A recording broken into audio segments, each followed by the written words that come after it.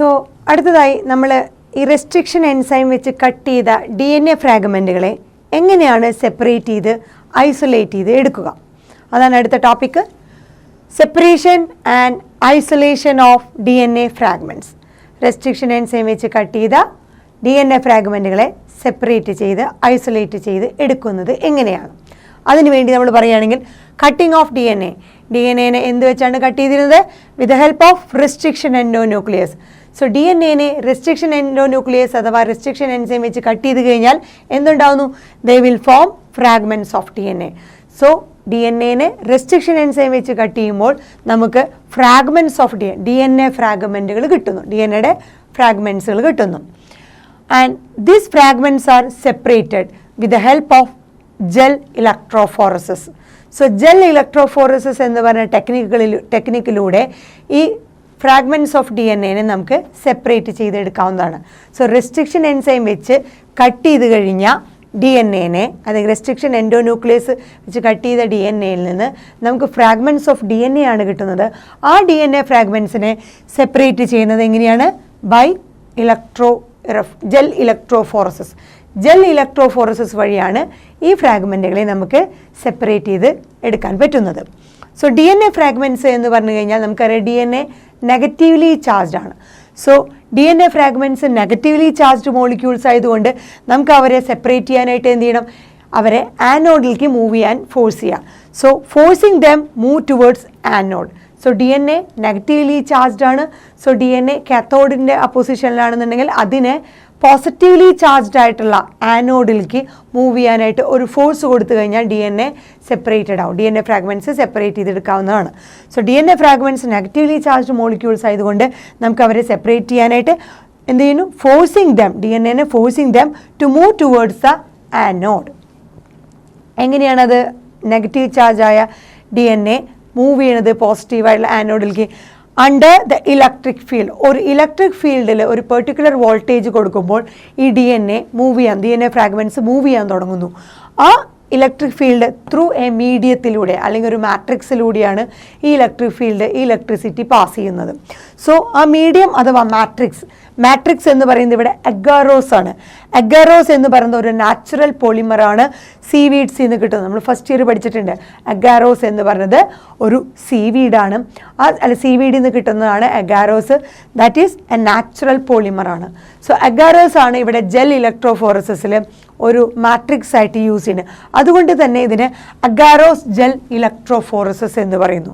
ഏത് മാട്രിക്സ് ആണോ യൂസ് ചെയ്യുന്നത് അതിൻ്റെ പേരിലാണ് അഗാരോസ് ജെൽ ഇലക്ട്രോഫോറസിസ്. ഇലക്ട്രോഫോറസിസ് എന്ന് പറഞ്ഞാൽ നമ്മൾ എന്താ ചെയ്യണേ?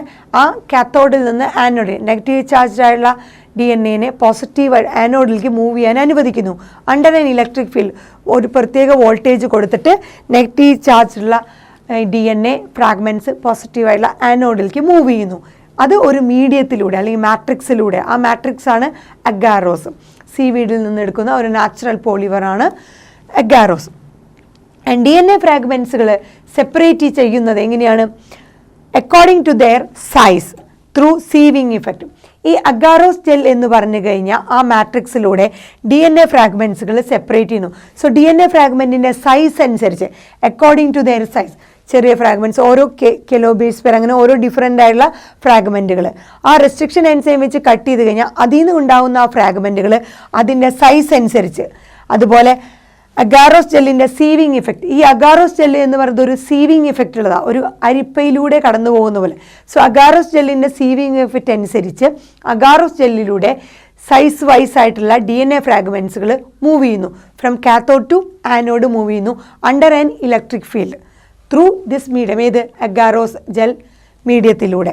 So DNA fragment separated according to their size, അതിൻ്റെ സൈസ് ഡിഫറൻസ് അനുസരിച്ച് through sieving effect by agarose gel. Agarose ജെല്ലിലുള്ള ആ സീവിങ് ഇഫക്റ്റിലൂടെ DNA ഫ്രാഗ്മെൻറ്റ്സ് അതിൻ്റെ സൈസ് വൈസ് അനുസരിച്ച് അത് സെപ്പറേറ്റഡ് ആവുന്നു. അപ്പോൾ എന്താണ് സംഭവിക്കുന്നത്? സ്മോളർ ദ ഫ്രാഗ്മെൻറ്റ്, ഏറ്റവും ചെറിയ ഫ്രാഗ്മെൻ്റ് ആണെങ്കിൽ ഫാർദർ ഇറ്റ് മൂവ്സ്. ഏറ്റവും DNA ഫ്രാഗ്മെൻറ്റിൽ ചെറുതാണെങ്കിൽ അതിന് പെട്ടെന്ന് സ്പീഡിൽ മൂവ് ചെയ്യാൻ പറ്റും. DNA ഫ്രാഗ്മെൻറ്റ് വലുതാണെങ്കിൽ അതിന് പതുക്കെ മൂവ് ചെയ്യാൻ പറ്റുള്ളൂ. സോ ഏറ്റവും ചെറിയ DNA ഫ്രാഗ്മെൻറ്റ് ഏറ്റവും സ്പീഡിൽ മൂവ് ചെയ്ത് ഏറ്റവും അകലെ എത്തുന്നു. സോ ആദ്യം കാണുന്ന ഏറ്റവും അടുത്ത് കാണുന്നത് പോലെ ഏറ്റവും വലിയ DNA ഫ്രാഗ്മെൻ്റ് ആയിരിക്കും, അതിന് മൂവ് ചെയ്യാൻ കുറച്ച് ബുദ്ധിമുട്ടുണ്ടായിരിക്കും. So smaller the DNA fragment ആണെങ്കിൽ ഏറ്റവും കൂടുതൽ അതിന് മൂവ് ചെയ്യാൻ പറ്റുന്നതായിരിക്കും. ഇനി ഈ DNA ഫ്രാഗ്മെൻറ്റുകളെ നമ്മൾക്ക് നാച്ചുറലി ഈ അഗാറോസ് ജെൽ ഇലക്ട്രോഫോറസിൽ കാണുന്ന DNA ഫ്രാഗ്മെൻറ്റുകളെ നമുക്ക് നാച്ചുറലി കാണാൻ പറ്റില്ല. ഈ സെപ്പറേറ്റഡ് DNA ഫ്രാഗ്മെൻറ്റുകളെ നമുക്ക് ഒരു പെർട്ടിക്കുലർ സ്റ്റെയിൻ ആഡ് ചെയ്താൽ മാത്രമേ കാണാൻ പറ്റുള്ളൂ. So after staining the DNA, അതായത് ആ സ്റ്റെയിനിങ് എന്ന് ഉദ്ദേശിക്കുന്നത് ഒരു കോമ്പൗണ്ടാണ് എത്തിഡിയം ബ്രോമൈഡ് എന്ന് പറഞ്ഞ ഒരു കോമ്പൗണ്ട്. സോ എത്തിഡിയം ബ്രോമൈഡ് എന്ന് പറഞ്ഞ കോമ്പൗണ്ട് വെച്ച് സ്റ്റെയിൻ ചെയ്താൽ മാത്രമേ ഈ DNA ഫ്രാഗ്മെൻറ്റ്സുകളെ നമുക്ക് കാണാൻ പറ്റുള്ളൂ. എത്തിഡിയം ബ്രോമൈഡ് വെച്ച് സ്റ്റെയിൻ ചെയ്താൽ മാത്രം പോരാ, അതിനെ ഈ ജെല്ലിനെ എന്ത് ചെയ്യണം, നമ്മൾ UV റേഡിയേഷനിൽ എക്സ്പോസ് ചെയ്യണം. സോ നോർമലായിട്ട് നമുക്ക് പ്യുവർ DNA, ഈ സെപ്പറേറ്റഡ് ആയിട്ടുള്ള പ്യുവർ DNA ഫ്രാഗ്മെൻറ്റുകളെ നമുക്ക് നോർമൽ വിസിബിൾ ലൈറ്റിൽ ഒരു സ്റ്റെയിനും ഇല്ലാതെ കാണാൻ പറ്റില്ല. സോ നോർമൽ ലൈറ്റിലോ അല്ലെങ്കിൽ വിസിബിൾ ലൈറ്റിലോ വിത്തൗട്ട് സ്റ്റെയിനിങ് പ്യുവർ DNA ഫ്രാഗ്മെൻറ്റ്സിനെ കാണാൻ പറ്റില്ല. അതുകൊണ്ട് നമ്മൾ ഈ DNA ഫ്രാഗ്മെൻറ്റിനെ വിഷ്വലൈസ് ചെയ്യാൻ വേണ്ടിയിട്ട് എന്ത് ചെയ്യുന്നു, അതിനെ എത്തിഡിയം ബ്രോമൈഡുമായിട്ട് ട്രീറ്റ് ചെയ്യുകയും അതിനുശേഷം അതിനെ UV റേഡിയേഷനിലേക്ക് എക്സ്പോസ് ചെയ്യുന്നു. എന്നാൽ മാത്രമേ ഈ സെപ്പറേറ്റഡ് DNA ഫ്രാഗ്മെൻറ്റ്സിനെ നമുക്ക് കാണാൻ പറ്റുള്ളൂ. സോ വൺസ് എത്തിഡിയം ബ്രോമൈഡുമായിട്ട് സ്റ്റെയിൻ ചെയ്ത് അതിനെ UV ലൈറ്റുമായിട്ട് എക്സ്പോസ് ചെയ്യുമ്പോൾ നമുക്ക് staining the DNA with ethidium bromide, അപ്പോൾ നമുക്ക് എന്ത് കിട്ടും, to see separated DNA fragments നമുക്ക് കിട്ടുന്നത് bright orange coloured bands of DNAയുടെ വളരെ ബ്രൈറ്റ് ആയിട്ടുള്ള ഓറഞ്ച് കളേർഡ് ബാൻഡ്സുകൾ നമുക്ക് എപ്പോൾ കാണും, അണ്ടർ UV എക്സ്പോസ്ഡ് ലൈറ്റ്. നോർമൽ ലൈറ്റിലല്ല, UV എക്സ്പോസ്ഡ് ലൈറ്റിലാണെങ്കിൽ നമുക്ക് DNAയുടെ ബ്രൈറ്റ് ഓറഞ്ച് കളേർഡ് ബാൻഡ്സ് കിട്ടും. അതിന് നമ്മൾ എത്തിഡിയം ബ്രോമൈഡ് ആഡ് ചെയ്തത് കൊണ്ടും അത് UV റേഡിയേഷനിൽ എക്സ്പോസ് ചെയ്തതുകൊണ്ട് മാത്രമാണ് നമുക്ക് ഈ bright orange coloured bands of DNA കാണാൻ പറ്റുന്നത്. അല്ലെങ്കിൽ ഒരു പ്യുവർ DNA ഫ്രാഗ്മെൻറ്റിന് നമുക്ക് വിസിബിൾ ലൈറ്റിൽ വിത്തൗട്ട് സ്റ്റെയിനിങ് നമുക്ക് കാണാൻ പറ്റില്ല. സോ ഇങ്ങനെ കിട്ടുന്ന DNA ഫ്രാഗ്മെൻറ്റുകളെ നമ്മൾ എന്ത് ചെയ്യുന്നു, ഇങ്ങനെ കിട്ടുന്ന ആ DNA ഫ്രാഗ്മെൻറ്റുകളെ സെപ്പറേറ്റഡ് DNA ബാൻഡുകളെ നമ്മൾ എന്ത് ചെയ്യുന്നു, ഈ അഗാറോസ് ജെല്ലിൽ നിന്ന് കട്ടൗട്ട് ചെയ്ത് നമ്മൾ എടുക്കുന്നു. Cutout from the agarose gel, എന്നിട്ട് അതിനെ എക്സ്ട്രാക്ട് ചെയ്യുന്നു ഫ്രം ദ ജെൽ പീസ്. ആ പ്രോസസ്സിനെ വിളിക്കുന്ന പേരാണ് ഇല്യൂഷൻ. സോ ഇല്യൂഷൻ എന്ന് പറഞ്ഞു കഴിഞ്ഞാൽ സെപ്പറേറ്റഡ് DNA ഫ്രാഗ്മെൻറ്റ്, ഇങ്ങനെ സെപ്പറേറ്റ് ചെയ്ത DNA ഫ്രാഗ്മെൻറ്റുകളെ നമ്മൾ അഗാറോസ് ജെല്ലിൽ നിന്ന് എക്സ്ട്രാക്ട് ചെയ്ത് ജെൽ പീസിൽ നിന്ന് എക്സ്ട്രാക്ട് ചെയ്യുന്ന സ്റ്റെപ്പാണ് elution. Separated DNA bands are cut out from the agarose gel and extracted from the gel piece. So gel പീസിൽ നിന്ന് ഈ DNA ഫ്രാഗ്മെൻറ്റുകൾ കട്ട് ചെയ്തെടുക്കുന്ന ആ പ്രോസസ്സിനെ പേരാണ് ഇല്യൂഷൻ. വൺസ് ഈ DNA ഫ്രാഗ്മെൻറ്റുകൾ നമ്മൾ ഇങ്ങനെ പ്യൂരിഫൈ ചെയ്ത് എടുത്തു കഴിഞ്ഞാൽ ഇതുപോലെ ഇല്യൂഷൻ അഗാറോസ് ജെൽ ഇലക്ട്രോഫോറസിലൂടെ DNA ഫ്രാഗ്മെൻറ്റ്സുകൾ സെപ്പറേറ്റ് ചെയ്ത് ഇല്യൂഷനിലൂടെ അതിനെ ഐസൊലേറ്റ് ചെയ്ത് എടുത്തു കഴിഞ്ഞാൽ ഈ DNA ഫ്രാഗ്മെൻറ്റ്സുകൾ പ്യൂരിഫൈ ചെയ്ത് ഇങ്ങനെ എടുത്തുകഴിഞ്ഞ ഈ വഴിയിലൂടെ എടുക്കുന്ന ആ DNA ഫ്രാഗ്മെൻറ്റ്സിനെ നമുക്ക് റീകോമ്പിനൻറ്റ് DNA കൺസ്ട്രക്ട് ചെയ്യാനായിട്ട് യൂസ് ചെയ്യാം. റീകോമ്പിനൻറ്റ് DNA എങ്ങനെയാണ് കൺസ്ട്രക്ട് ചെയ്യുന്നത്, ആ DNA ഫ്രാഗ്മെൻറ്റുകളെ നമ്മൾ ക്ലോണിങ് വെക്ടറുമായിട്ട് കമ്പൈൻ ചെയ്യുമ്പോൾ നമുക്കൊരു റീകോമ്പിനൻറ്റ് DNA ആയിട്ട് അതിനെ കൺസ്ട്രക്ട് ചെയ്യാവുന്നതാണ്. സോ നമ്മൾ എന്താണ് ചെയ്യുന്നത്, DNAനെ റെസ്ട്രിക്ഷൻ എൻസൈംസ് വെച്ചിട്ട് ഈ DNA റെസ്ട്രിക്ഷൻ എൻസൈം വെച്ച് കട്ട് ചെയ്യുമ്പോൾ നമുക്ക് DNA ഫ്രാഗ്മെൻറ്റുകൾ കിട്ടുന്നു. ഈ DNA ഫ്രാഗ്മെൻറ്റുകളെ നമ്മൾ സെപ്പറേറ്റ് ചെയ്യാൻ ഉപയോഗിക്കുന്ന ആ ടെക്നിക്കാണ് ജെൽ ഇലക്ട്രോഫോറസിസ്. സോ DNA ഫ്രാഗ്മെൻറ്റുകൾ നെഗറ്റീവ്ലി ചാർജ്ഡ് മോളിക്യൂൾസ് ആയതുകൊണ്ട് നമുക്ക് അവരെ ഫോഴ്സ് ചെയ്ത് ആനോഡിലേക്ക് മൂവ് ചെയ്യിക്കാൻ പറ്റും.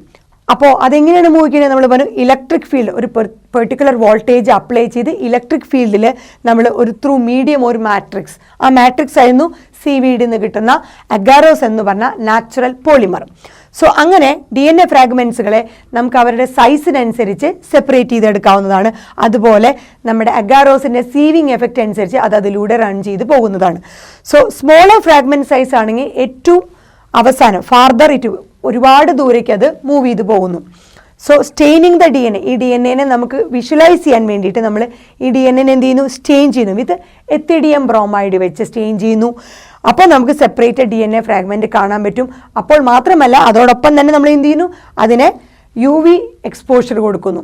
So bright orange coloured bands of DNA under UV exposed ലൈറ്റിൽ നമുക്ക് ഈ DNA നമുക്ക് വിസിബിൾ ആയിട്ട് കാണാൻ പറ്റും.